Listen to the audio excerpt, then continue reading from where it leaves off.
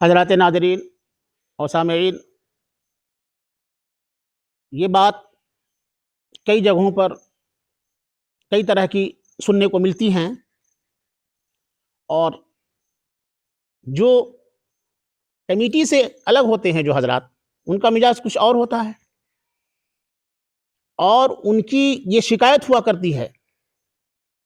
کہ مسجد کا ایک فنڈ ہے، اس کا ایک رقم ہوتا ہے جو عوام الناس کی رقم ہوتے ہیں، اور وہ رقم بالکل پاک اور صاف ہونی چاہیے۔ تو اس کا استعمال مسجد کی انتظامیہ کمیٹی جو ہے غلط طریقے سے کرتی ہے، اس طریقے کا ان کا توہم ہوتا ہے، اور وہ یہ کہتے ہیں کہ اپنے مرضی سے، جبکہ وہ کمیٹی ہوتی ہے، ان کی ایک جماعت ہوتی ہے، ان کا ایک مشورہ طے شدہ باتیں ہوا کرتی ہیں، تو شکایت یہ ہوتی ہے لوگوں کو کہ کمیٹی اور متولی اور مسجد کی چند لوگ مسجد کے فنڈ کے پیسے کو غلط طریقے سے استعمال کرتے ہیں، ایسا نہیں ہونی چاہیے۔ اور وہ کہتے یہ ہیں، ان کی شکایت یہ ہوتی ہے عام طور پر کہ مسجد کا جو پیسہ ہے، فنڈ ہے، رقم ہے، اس سے ٹینٹ کا سامان لے آتے ہیں، اور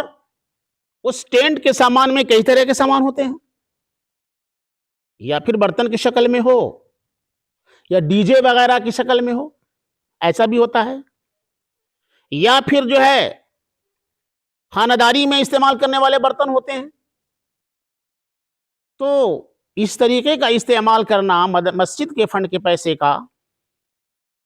اور پھر اسے بھاڑا کمانا، کرایہ کمانا، اور مدرسہ یا مسجد میں اس کرایے کا استعمال کرنا کیسا ہے؟ تو اس طریقے کی مسائل پوچھے گئے ہیں، اور فتاویٰ کی کتابوں کے اندر مذکور بھی ہے۔ کیا اس طرح شرعاً جائز ہے مسجد کے فنڈ سے ٹینٹ کا سامان، برتن وغیرہ خریدنا، اور پھر اس سے کرایہ حاصل کرنا، اور پھر اس کرایے کے پیسے کو مسجد کے لیے استعمال کرنا، دیگر اخراجات کے لیے استعمال کرنا، یا امام صاحب یا مؤذن صاحب کی تنخواہ کے لیے اس کا استعمال کرنا کیسا ہے؟ میں بتا دوں کہ اگر اس مسجد کا جو رقم اور فنڈ ہے انتظامیہ کمیٹی بالمشورہ طے کرتی ہے، اور اس سے کچھ آمد اور انکم ہونے کی کوئی صورت ہے جس سے مسجد کے جائز طریقے سے فائدے ہوتے ہیں، تو اس صورت کے اندر اس طرح کا استعمال کرنا، ٹینٹ وغیرہ میں اس پیسہ کا استعمال کرنا اور اس سے کرایہ حاصل کرنا اور دیگر اخراجات کے لیے اس کا رقم کا استعمال کرنا شرعاً جائز ہے اور درست ہے، ایسا کر سکتے ہیں۔ لیکن ڈی جے وغیرہ، ساؤنڈ بکس وغیرہ جو ہوتا ہے، اس کا خریدنا اور اس کو غیر شرعی طریقے سے شادی بیاہ میں استعمال کرنا، ناچ گانے میں استعمال کرنا بالکل جائز نہیں ہے۔ اس لیے کہ مسجد کے پاک پیسے کو اگر ڈی جے وغیرہ میں خریدنے میں آپ استعمال کرتے ہیں اور اس سے غیر شرعی طریقے سے اس کا استعمال ہوتا ہے ناچ اور گانا وغیرہ میں، تو یہ جائز نہیں ہے۔ ہاں، البتہ برتن وغیرہ خرید سکتے ہیں، اور پھر وہ کہیں ایسی جگہ برتن جائے اور اس کا استعمال ہو جو پاک طریقے سے، جائز طریقے سے اس کا استعمال ہو، اور اس کا رقم بھی، جو کرایہ بھی ملے، وہ صحیح رقم ہو، جائز طریقے کا رقم ہو، تو یہ تو صحیح ہے۔ لیکن ڈی جے وغیرہ کا استعمال کرنا، غیر شرعی طریقے سے اس پیسے کا رقم کا استعمال کرنا اور اس سے کرایہ لے کر مسجد وغیرہ میں استعمال کرنا جو ہے، یہ لا یجوز، جائز نہیں ہے۔ مسئلے کی بالکل کیفیت اور صورت وضاحت ہو گئی۔ تو اس طریقے کے مسائل کو سمجھنی ہوگی کہ مدرسے کی मदरसे की रकम या मस्जिद का रकम से हम टेंट वगैरह का सामान लें और उसको किराया पर दे सकते हैं, लेकिन उस किराए को समझना होगा कि हम जो सामान खरीद रहे हैं, जैसे डीजे है या और कोई चीज़ है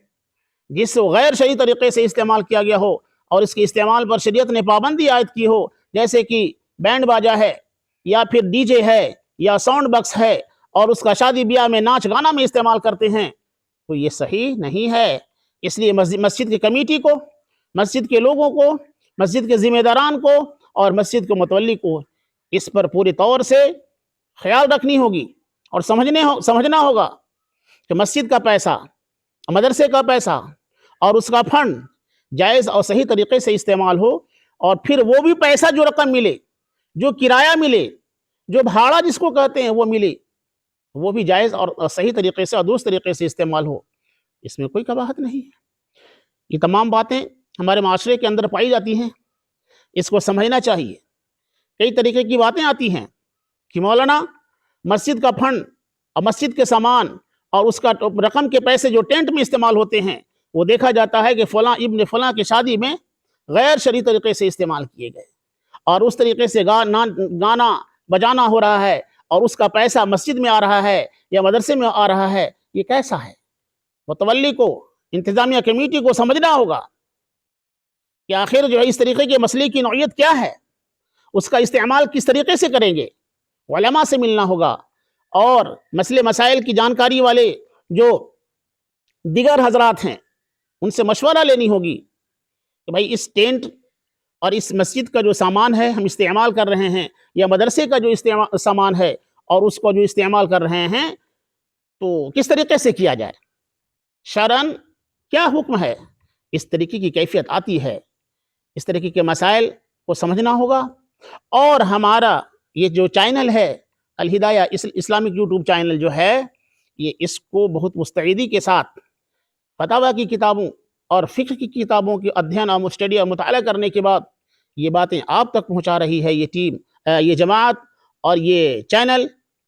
तो आपको मालूम होनी चाहिए कि ऐसे ऐसे मसाइल को समझने के लिए हमें करना क्या होगा। जो रोज़ बरोज़